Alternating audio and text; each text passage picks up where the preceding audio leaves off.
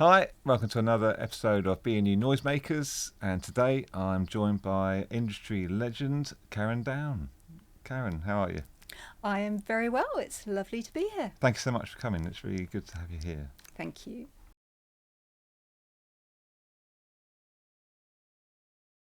Karen started her career as an assistant engineer in London, working in recording studios, and moved on to working with manufacturers such as SSL for 25 years as a trainer. Essentially, yes. Essentially a trainer. That is part of what I did. Yeah. But yes, it's been a wide and varied career, which I'm sure we're going to discuss. Lovely. So you started very young, Karen. I did. I knew at 15 what I wanted to go and do with my life. And I was in Tasmania, and I was listening to cassettes at the time, and on the back of one of the cassettes that for a band I really enjoyed, I saw the name Bob Clearmountain. Fantastic. Who is iconic, as we know. And I thought, I want to do what he does. I want to work with him one day. I had no idea what that involved, but I knew that I wanted to go to London and be a sound engineer from that point. Now at 15, my parents are not going to let me get on a plane to London by myself, so I had to actually graduate high school, and at 17 I got on a plane to the UK to begin my journey to find a job in a recording studio. Luckily there was a relative in London I could move in with, and it all started there. Fantastic. And you did end up working with Bob Clearmountain in a way, did you? I did, Yeah. which we can get to, which is quite amazing. To actually work with your heroes is an incredible thing to do, and it's a good thing to do. It's an objective, and if you can think, I would like to work with that person, I would like to meet that person, I mean, it gives you the sort of like a momentum, a desire that is very important when you work in the industry, to have that passion. And I was very lucky to carry that through all of my career and work with a lot of amazing people. But Bob was the first one. Yeah, he was sure. the first one that I wanted to work with. Yeah, fantastic. So talk to me a little bit about the engineering start then when you were 17. How did you go about trying to get a job in London? Well, I wrote to every single studio, as you did in those days. I posted so many letters. But what got me through the door was a youth training scheme, a government youth training scheme, where you had time in a studio and you also had to go to college once a week. I don't think I ever really went to the college, but I went to the studio, and I was there for a year. And you turned up, you got paid by the government, and you got paid a very small amount by the studio, and you were the assistant engineer. Wow. So I got to learn how to mic up drum kits. Pedal steel guitars was one of my first ones, everything like that. I got to learn how to make tea, which is also it's very important in this something country. I'd never done before. I also learned how to line up tape machines. I learned how consoles worked. So in that first year, I just immersed myself. You were in the studio all of the time. I was 17. Yeah. It was exactly what I wanted to be doing. Yeah. But it was a very small studio in Acton, in London, West London. And eventually, I needed to move on from there. And that's when I went to work for one of the biggest studios in London called Advision. Yeah. And that was an incredible place to work. So that was my start. Presumably that was a bit of a bigger studio space than the one you were working with previously. That went from one console, which I think was an Allen and Heath Sync-On B. It was an ancient console. And then they got a very early Harrison MR4.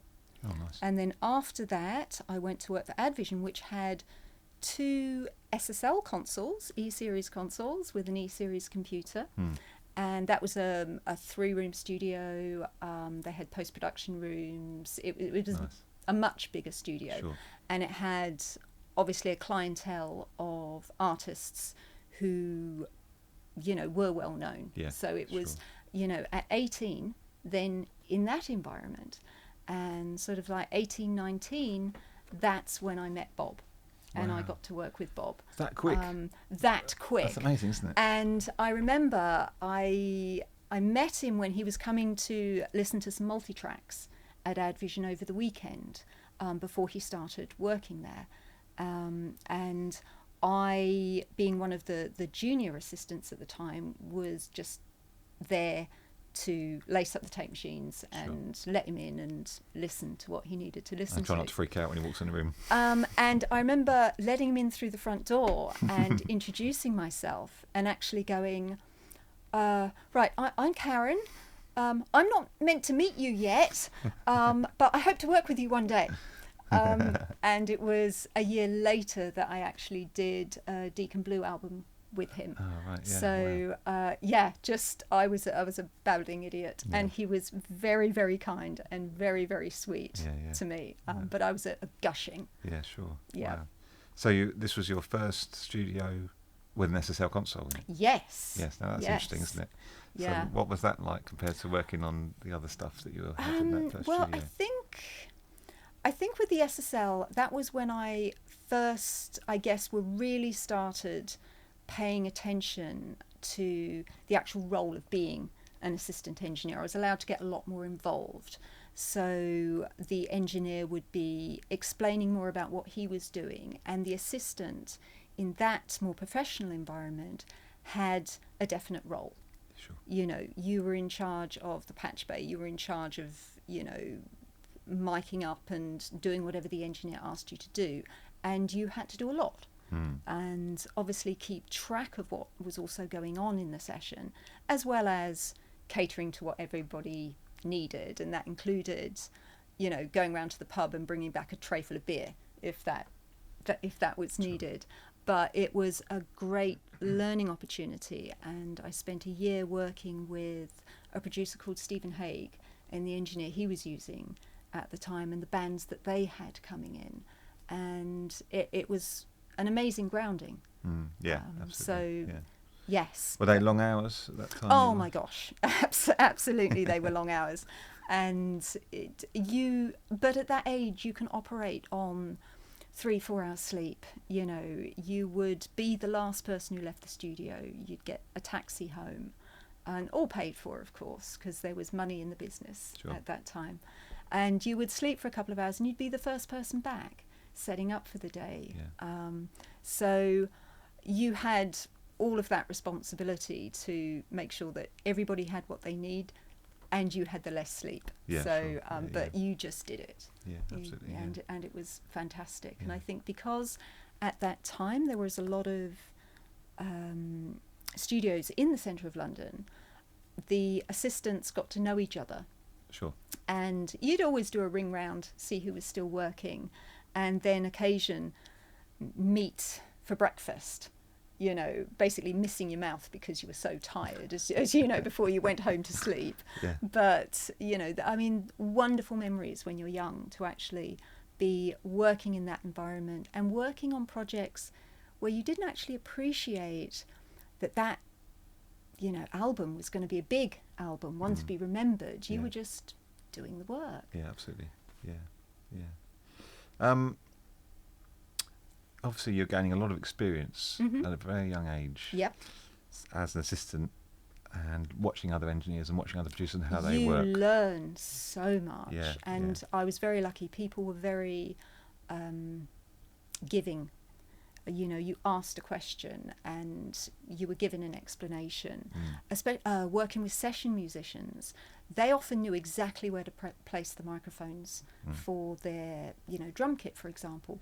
You could ask them for advice. Why do you do this? And it just gave you such a good grounding. I was going to say, do you think it was a moulding of your own preferences for microphone choices and for equipment, or are you staying very open? I think so. I mean, at that point, you learnt that, okay, on the snare drum, people tend to use this because they were favourite microphones. Yeah, of course they are. Yeah. And, you know, you work with an engineer for a year, you know what he likes. You know, if somebody's, say, recording guitars, you know, the positioning and mics that they choose, and whether they just, it was interesting to see whether they just knew where to place it or whether people took the time. Sure. So with younger engineers that would come in and you would assist, you could see they just did one thing. Yeah, okay. More experienced engineers moved things about. So it did give you a grounding, and people were very, oh, I want to become an engineer as soon as possible. It's like, why? You stop learning as much at that point because you're meant to actually produce something, you know, at the end of it. Whereas as an assistant taking a little longer, you got to learn from a wide variety of people. And also at that time, with the second studio I worked at, CBS, which became Whitfield Street, which became the Hit Factory London with another SSL, people were coming in, especially with Whitfield Street. They didn't know the G series computer. Sure. And that was a blag on my part to go and work there. And feel free to blag, you know, you've got to be able to carry it off. But an engineer who was going in sort of said, I need a freelance assistant. They haven't got one at the studio because they've got a G series computer. Do you want to come along? And I'm like, well, I don't know how to use a G series computer. He's like, neither do I. We'll figure it out. And I went in and I stayed, and eventually they gave me a job. Yeah, sure. You know, all because you have the confidence to go, let's just blag it. Yeah, absolutely. Let's just figure it out. And that was great. It seems to be a common theme in the people in the industry, is that a lot of You've people... got to front it. Yeah, a lot of people just say, yeah, of course I can do that. Yeah. You know, Regardless. Yes. You know, because if somebody else doesn't know, you're the expert. Yeah, absolutely, yeah. You know, you've got to be able to carry it off. I think I'm quite amazed I had the confidence to do it, because I was incredibly shy. Yeah. Even when I went to CBS, Whitfield Street, I couldn't walk into a room that already had sort of somebody in it. I needed to be in the room first because I was that shy. And I can't believe I've had the career that I've had because I didn't want to open my mouth. Sure. But you gain confidence. Yeah. You know, you put yourself in that position. You need to be very brave, and you get there. Sure. You know. Sure. I'm very interested in talking about being a female engineer in that era. So. Oh. Yeah. Now, I didn't appreciate when I started what a rarity female engineers were. Yeah. I started when I was at Advision. There was another female assistant engineer, Avril McIntosh, who is still in the industry, and I just took it for granted. Here was another female working. It was only later that I appreciated that I wasn't working with female engineers. Yeah. You know, I was assisting men all of the time. It was a very male-orientated business.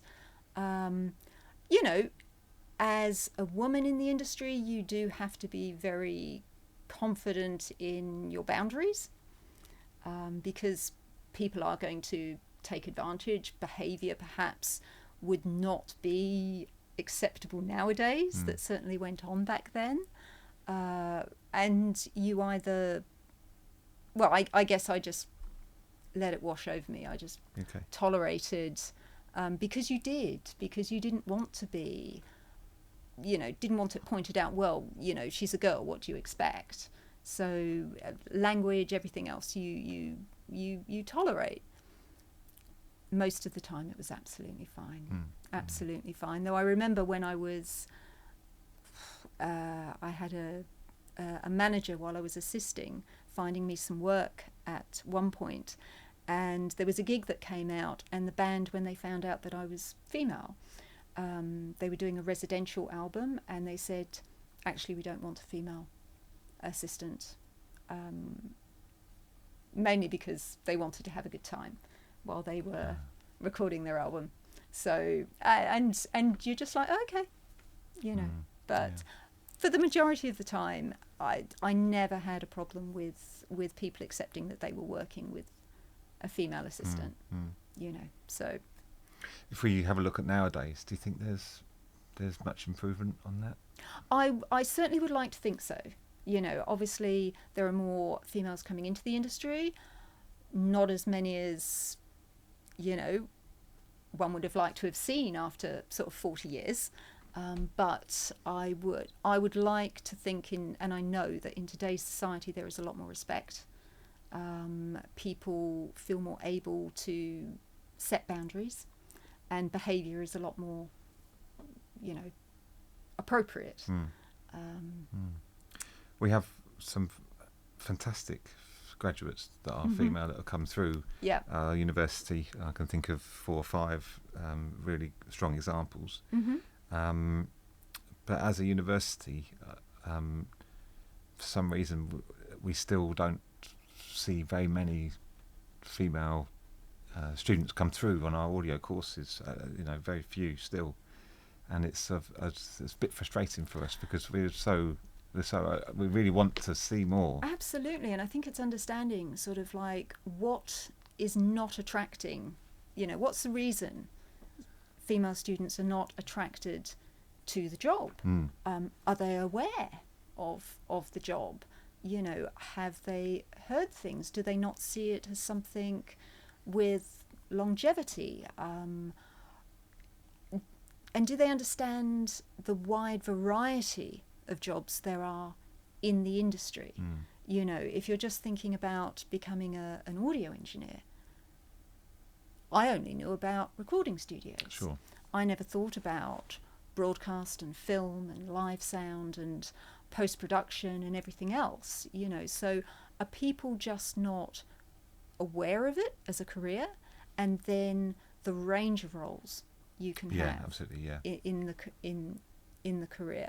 And are young women nowadays even attracted to sitting behind a console as much? You know, it's I guess you never get to ask those questions because those people never end up on your doorstep. But where does the education for the opportunity this gives you, where is that happening? When do students find out that these roles exist? And I think that's a good place to start. Does that start in high school when people are starting, you know, when they're doing work experience? I mean, even in Tasmania, when I was 15, I went on work experience in the one tiny recording studio there was in Hobart. You know, those work experience opportunities, are they even there? Yeah, sure. You know. Yeah. Yeah, it's an interesting one. Whatever it is, the answer is we should be doing more of it in order to encourage more female engineers, I think. You know, and whatever the answer is, we should be doing more of it. I don't know what the answer is. Well, I think asking at an earlier age, when people are thinking about career options and stuff, why wouldn't you? Yeah, sure. You know, asking those would be really interesting answers, because there may be some myths that they believe that are just not true anymore. Maybe they're just like, well, there's no jobs. Oh, it's just, you know, it's full of men. You know, and so maybe that's the answer. Maybe there needs to be a lot more women talking about the opportunities in the industry, across the range of roles that you can inhabit, and that would perhaps attract people. I mean, I think it does start pre-16. Sure. You know, make more people aware and the have those conversations. The interest has conversations. got to start at that point, doesn't it? It does. It does, because that because if somebody's living in sort of like a family that, you know, hasn't even thought about the creative industry as a job you can actually go into, they're just going to think more traditionally. Yeah, sure. You know. Yeah. And people nowadays do have the opportunity to come and do the courses. It gives them a grounding. It, you know, provides them with tools. I didn't need any of that. You know, that wasn't available to me. Sure. There weren't courses Yeah. I could have gone on to. You know, so you don't need to be an amazing sort of, you know, great at physics or great at, you know, you need to have a passion, I think. Absolutely, and because you can learn the tools, it's the passion that you have inside that will drive you forward. You can get better at your job. Sure. Of course you can. Yeah. It's your people skills. It's willing to do the work, put yourself out there. Yeah. Those are the softer skills. And I think what's most important is actually being in a room and not being the focus of attention. Yeah, sure. You know, because I think a lot of younger people I met when I was assisting is that they felt they had to, you know, make an impact. But if you can be in a room where the artist is comfortable, the engineer, the producer is comfortable, you are there performing your function, giving feedback when asked, supporting the engineer, thinking before he does, what is he going to need? Does he need anything patched up? I know the way he works. He's going to need this in a minute. If you can get to know the way the people that you're working with work and become that integral cog in the machine, that is a wonderful thing. Yeah. Speaking of the range of jobs available to people, Absolutely. obviously you had a few left and right turns in your career when we were Indeed. coming away from engineering and back in again and things like that. So what was it that first got you to think about SSL as a sort of job opportunity? What sort of happened in that time period? Gosh, when you well, first started? I sort of stopped working for the Hit Factory London at the time. It had been Whitfield Street, so became the Hit Factory London. I sort of realised that I was never going to be a famous producer engineer. I just didn't have that skill set, I think, and I would probably just end up being, you know, and there's nothing wrong with this, a house engineer, working with bands that were just booked in. And at that point it was like, But at the time you had a lot of good credits to your name, didn't you, during that time period? Yeah, but it's that step up to, you know, engineering and having that for the rest of, you know, you aren't necessarily going to make it like I wanted in my mind, I think, to be that Bob Clearmountain type person. And it's like, that's not going to be me. Yeah. There's only one of him, isn't there? There is, very much so. But you just sort of think, right, what am I going to do next? And so I came out of studios, and really I didn't know what I was going to do next. And a friend of mine lived in Oxford and sort of said, come up, stay with us, and why don't you phone up SSL and ask for a job?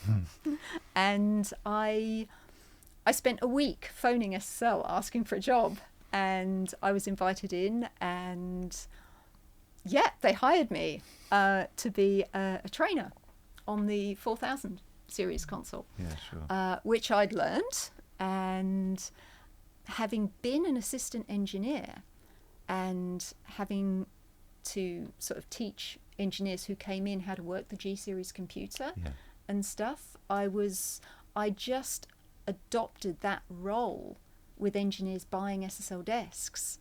And so I would become their assistant, teaching them, listening to what they wanted to do, understanding that, showing them what to do, but being that assistant to them, rather than being, right, I'm the teacher. Yeah, sure. You know, I'm here to tell you how to do your job. It's like, no, here we go. let's think about making a record and what you need to know. But I'm very interested in the sonic on your position on the sonics of SSL, because obviously the university have just purchased an SSL console that's going to go in Studio 2. Yeah. You know, we've got the SSL EQ in there, we've got the bus compressor, all that sort of stuff. If we look back to maybe 30, 40 years ago, especially in the UK, it was SSL and Neve were the two sort of big names. Absolutely. Record on a Neve, mix on an SSL. Exactly. Absolutely, and that's very much of a workflow thing. Yeah, sure. With the computer was a revelation. You know, at the time, and yes. Do you think it was the automation then with the SSL that made it the mixer? I think initially yes. You know, and I mean the E-series EQ and stuff, it had a sound. You know, but the automation, I think the workflow was very key, and that's what people were growing up with. Sure. And that record on a Neve, mix on an SSL ethos was around for a lot of years. Yeah, absolutely. And all the big studios had the consoles. Yeah. So it was, you know, easy to move around. Yeah.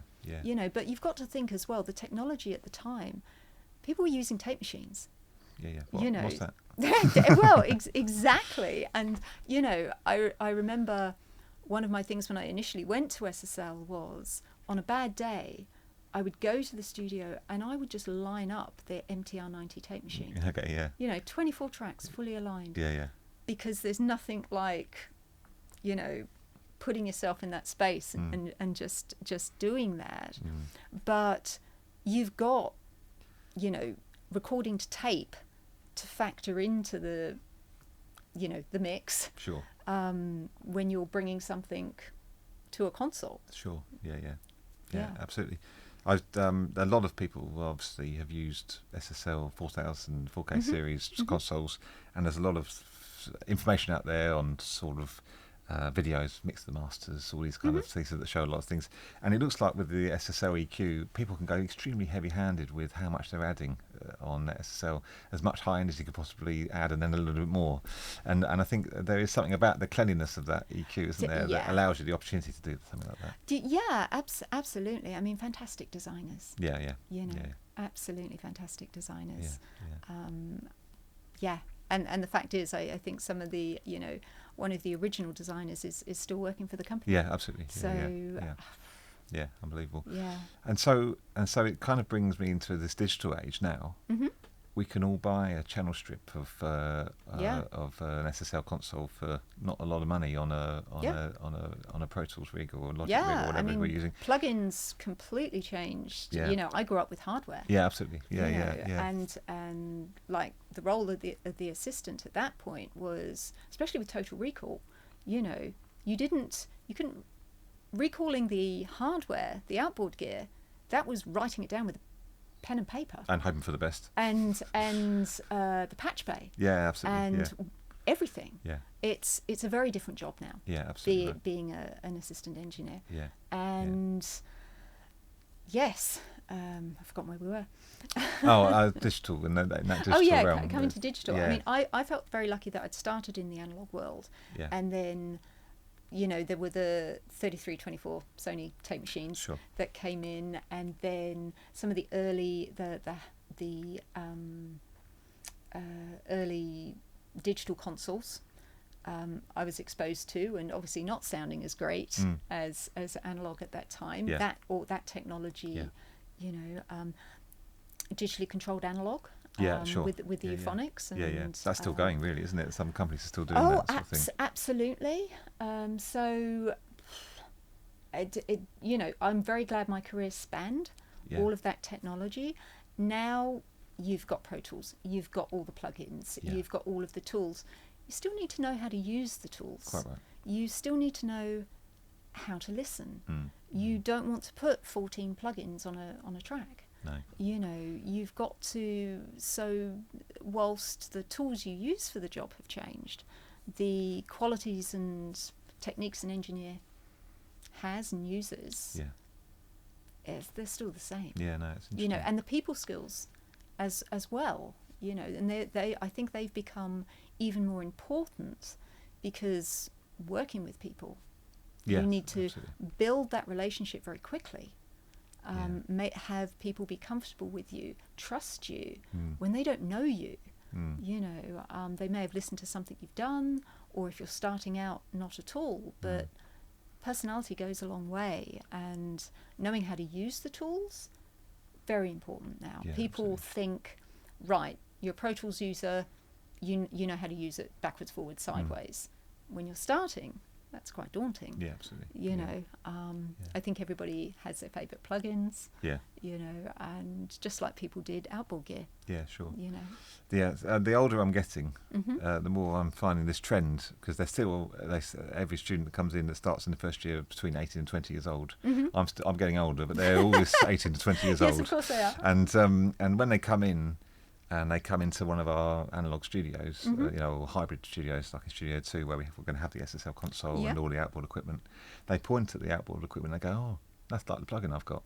So, because they've started off with the digital world, and it's interesting, isn't it? It's because on your side, you started off in the analog world and you see the plugins as something that's been updated from it, but the kids, they see the plugin first and then they see the analog. Which is really sad. which is really sad. And then you know, I mean, from your perspective, are they interested in the hardware? I'll tell you, it's interesting. Sometimes it's a battle to get them to listen to the hardware. Right. Because they're just so used they to think, the well, emulation I've got the plugin. that Yeah, they're I've got just the plugin, like, so it doesn't matter. yeah. And that doesn't quite fly with me. And does the hype around the plugin, like it being an SSL plugin, for example, does that have an impact on what they use, or will they test out many different plugins? No, I don't think they test out that many plugins.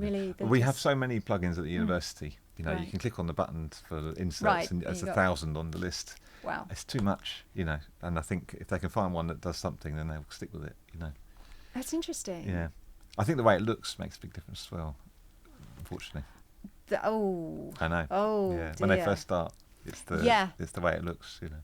Gosh, that's interesting. Yeah.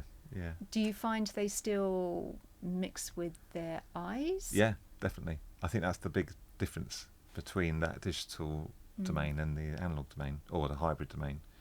Once I'm getting people mixing on an actual board and into the hardware, it's a completely different ball game, because they're suddenly not looking at the screen anymore, and it completely changes the way that they're approaching the mix. And do they get it? Yeah, absolutely right. Yeah? Yeah, of course. It takes some people. Sometimes it takes a little while, but yeah, there are some. But the courses you do here, they do, you know, make a point of the hardware and listening to what you're doing, Absolutely right, and yeah. not just I can use a plugin. Yeah, a big part of it, I think, is especially moving from tape machines to working on computers, is that a lot of people have an interface at home. Yep. And so they plug a microphone directly into an interface. Yep. And so there's no chance of any outboard equipment going through it before it gets recorded into Pro Tools. Yes. And the big thing for me is to run it through a compressor, or run it through an EQ, or run it through some stuff using a patch bay before you even get into Pro Tools, because then you're committing to something and you're coming up with ideas and you're getting yourself into some sort of position. And that's it. Do you find that, I mean, with 24-track tape machine, 48-track tape machine, you had to make a commitment. Yeah, absolutely. As to what you wanted to do, just like the Beatles did, you know, in the early days. Nowadays, we know that you can have endless tracks available. So do you find that you're encouraging the students to just sort of maybe limit the amount of tracks they have and make more decisions in the way that they work? Absolutely. One of my favourite things in this one session that we do in the first year is multi-miking drum kits. Right, fantastic. And sometimes, depending on the phase, the more microphones you add to the kit, the worse it sounds, and the bottom end is scooped out because of the phase issues between the microphones, and nothing quite sounds right. And then you start bringing those microphones away and go, hang on a minute. You know, it's a bigger sound sometimes just with 3 mics than it would be if it had 14 around it. Fabulous. And I think that's a good lesson, you know, really good lesson early on. Very much so.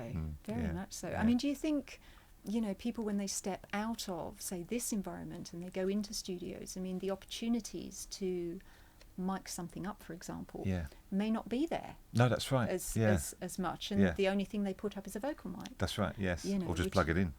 If they're lucky. well, this is it. So I mean, the grounding they get Yeah. Yeah. Invaluable. Yeah, absolutely. Yeah. I think it goes back to your experience as well. Mm. If it was written in a book about how to engineer, it would have been very difficult for you to start off with. But to get thrown in the deep end at that age, Yes. and to go on and off you go, yeah, is an interesting way and of learning, like I isn't say, it? with the Activist with the learning. session musicians and the rest of it, Yeah. actually giving you their knowledge. Yeah, absolutely. Yeah, That was incredible. yeah. That's what we're trying to do here, really. Yeah. Is that, it's just pushing the boundaries and saying off we go. They're able to book the studios. They can get on with it. They can test it out, get it wrong. Well, the that's safety net. That's the thing. I mean, there's nothing like dropping in on 48 tracks of Analogue. And the pressure of arming that track, dropping in. Yeah, absolutely. But I mean, here you get to undo. Yeah, exactly. Yeah. That's sort of like, as an assistant, keeping track of what you were meant to be punching in and out on. Yeah, sure. And because you were limited with tracks, you may have a track that, say for the choruses, had all of the guitar parts. But you could put another instrument for the verses. Yeah. And then making sure that you punched out at the chorus point, so you didn't wipe it. Exactly. All of those sorts of, all the fun things tend to have gone with the undo button. You never learn as much as when you're under pressure, do you? Oh, 100%. I mean, I remember once working with an orchestra in Studio One at CBS Whitfield Street, and I can't read music. And you've got the orchestra, you've got the conductor, you've got everybody there, and somebody goes, right, so we want to go in at bar XYZ. Yeah. And so everybody goes back, and of course you haven't got a snare drum that you're listening to or anything. Right. You have violins and sustain and everything going transient. on, and you're just thinking, right, where am I punching in? I'm going to go in. You look around the room. Did anybody notice? Sounded all right. There's those sorts of moments. You've punched in on 24 tracks or 48 tracks. It's scary. Yeah, absolutely. But you do it. Yeah, absolutely. You do it because you can't sit there and go, I'm too scared. Yeah, that's right. Yeah. Yeah. Very good. We've discussed a lot about the differences in the industry back then already, but I just wonder, we're looking at AI in the face at the moment. We're looking at Dolby Atmos music on Apple Music. Big changes that have happened in the industry in the last maybe even 2 or 3 years. Yeah. Do you think that would have changed the way that you had worked if you were coming into the industry at this point now? I think, would it have changed me coming into the industry? From within the industry, I can look and say, yes. I would have thought, would there have been as many opportunities? Would I have liked to have worked just on a computer making music? Yeah. Would that have been something attractive to me? When you don't know, it's just another tool that you use moving forward. That's just what you do. So it's a tool that you're going to use to be creative, and I think you view it in a different way because that's the future. And with the leaps in technology, it can get quite exciting. Yeah. Obviously, we hear the stories of you can just get a computer to generate, write a song for you and the rest of it. And you think, well, we're now seeing ChatGPT in the DAWs, aren't we? I think if somebody had described that to me coming in and going, well, this is what it's going to be like, and I had a fixed idea about consoles and analog and what a recording studio was, I wouldn't have wanted to come into the industry. No. But I think now this is just how it is. Yeah. And it's much more acceptable. Everybody's using it in their everyday lives. Yeah, that's right. And you still have the opportunity to be creative. You've just got something giving you a bit of a helping hand. Yeah. But I think you want to retain that individuality and that creativity on the human side, and I think that balance is going to be interesting going forward. It's very difficult to see what's about to happen. I mean, in all industries, obviously. It is. But especially in ours, it is. It's really difficult to see what the future's going to be like in 10 years' time for music creation, isn't it? Yeah. I mean, whether we will just wake up and just go, I just want some songs sounding as if they are by Lainey Wilson, and I just want them on love songs. Yeah, you sure. know, and have that just generate for us, Yeah. and we're just in control of what we listen to, Yeah. and we don't look outside of that. Hopefully there will still be artists, and people will still, I think people will still go to concerts. Yeah, I think that's you true. know, I think that human That experience with everything, isn't it? You know, people will still want, you know, Yeah. live sound, amazing. Yeah, and it doesn't have to be just doing front of house, or you know, it can be working in a broadcast truck. Yeah, absolutely. Actually, you know, recording the gig to be broadcast on the BBC. Yeah, that's right. You know, there's so many jobs, and can imagine how exciting that is to go to the Isle of Wight Festival and actually be there backstage. You've mic'd everything up, you've put mics up on the scaffolding, you've got everything happening, and you're there recording and having it broadcast. Yeah, sure. You know, that's an exciting job. Yeah. I'm personally hoping for a bit of a resurgence towards real I've music. been waiting 30, 40 years for the resurgence of Analogue. Honestly, it's not coming. Oh, not the Analogue. I'm thinking of actual, you know, just real musicians being recorded, no click tracks, you know, the idea of... can we just go back to Analogue? Okay, you know, fine. Can we? I mean, wouldn't that be amazing? Yeah, of course. Yeah, you know, I mean, okay, we don't necessarily need an analog tape machine. No. But like that's you nice. say, being, you know, analog console musicians as the norm, Yeah. that would be fabulous. Yeah. That would be at a good degree. That would be fabulous. So, thinking about that then, Okay. some advice for me, Karen. That's what I'm looking for. Some advice for me. So I'm obviously teaching the next generation. Yeah. And having a great time doing it. Great. Honestly. And Honestly? and what should a university be trying to help our future graduates with in regards to sort of curriculum, but also, you know, coming out and helping them get a job in the industry? What are the most important things in that regard? I do you think? think a lot of positions are freelance now. As a contractor, freelance engineer, I think business skills. Yeah. You know, those it's important to know how to market yourself. You know, it's tax returns, it's insurance, it's all of those additional things that you've got to think of when trying to find the work. Yeah. You know, also how best to present yourself. Is that turning up on somebody's door? Is that, you know, does sending a show reel sort of influence anybody? How do you make those contacts? Is, you know, people have an online presence now. Is your online presence what you want somebody to know about you? You know, you are presenting yourself, you know, to an employer or somebody who's going to hire you for a certain amount of time. They're going to look you up. Yeah, sure. So what are they going to find? You know, and are they going to find, you know, great tracks that you've made? You know, all of those things need to be available. So I guess if people have, you know, websites, things that people can go to and actually go, this is me. You know, I mean, there's a generation of us that have LinkedIn profiles.